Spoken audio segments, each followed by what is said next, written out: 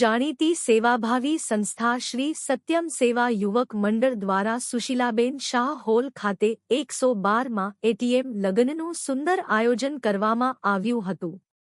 આ પ્રસંગે સાધુ સમાજની દીકરી કુમારી પુષ્પાબેન યોગેશભાઈ હરિયાણીના લગ્ન હિન્દુ શાસ્ત્રોક્ત વિધિ મુજબ ધામધૂમથી સંપન્ન કરાયા હતા।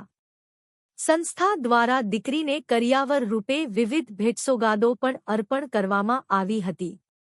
આ તકે સંસ્થાના પ્રમુખ શ્રી મનસુખભાઈ વાજાએ જણાવ્યું હતું કે જો કોઈ માતાપિતા વિહોણી દીકરી હોય તો તેના લગ્ન પ્રસંગે સંસ્થાનો નિઃસંકોચ સંપર્ક કરવો।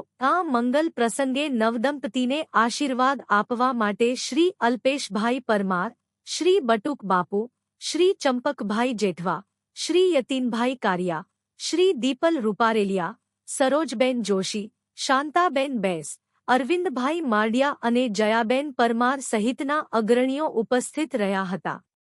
કાર્યક્રમ દરમિયાન સત્યમ સેવા યુવક મંડળના દાતા શ્રી દયાબેન માણેક દ્વારા આ હોલમાં એસી ફિટ કરાવી આપવાની જાહેરાત કરવામાં આવી હતી, જે બદલ મનસુખભાઈ વાજાએ તેમનો હૃદયપૂર્વક આભાર વ્યક્ત કર્યો હતો। જય શ્રી રામ।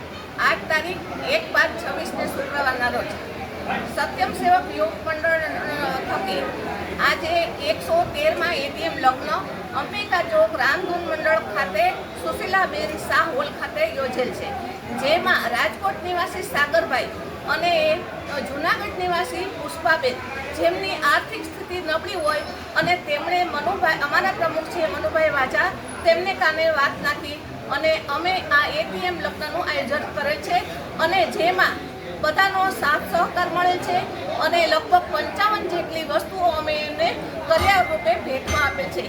જે કોઈ આ વિદ્યાના માધ્યમથી જે કોઈ આવી ગરીબ દીકરી હોય અને અમારા સત્યમ સેવક યુવક મંડળના પ્રમુખ મનસુખભાઈ વાજાને કાને વાત નાખશે તો અમે એને પૂરતા સાથ સહકાર સાથે ધામધૂમથી લગ્ન કરી આપશું।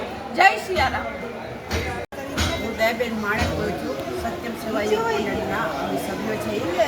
આજરોજ તારીખ 1/5/26 શુક્રવારના રોજ 113માં એટીએમ લગ્ન સુશીલાબેન શાહ હોલમાં કરવામાં આવે છે, જેની અંદર ગરીબ પરિવારના કોઈ પણ હોય એના માટે અમે સત્યમ સેવા યુવક મંડળના મનસુખ વાજાનો સંપર્ક કરો।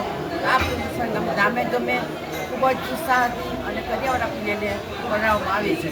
જે કોઈને જરૂરિયાત હોય તો સત્યમ સેવા યુવક મંડળને જાણ કરવી, જેથી અમે તાત્કાલિક લગ્નનું આયોજન કરી શકીએ છીએ।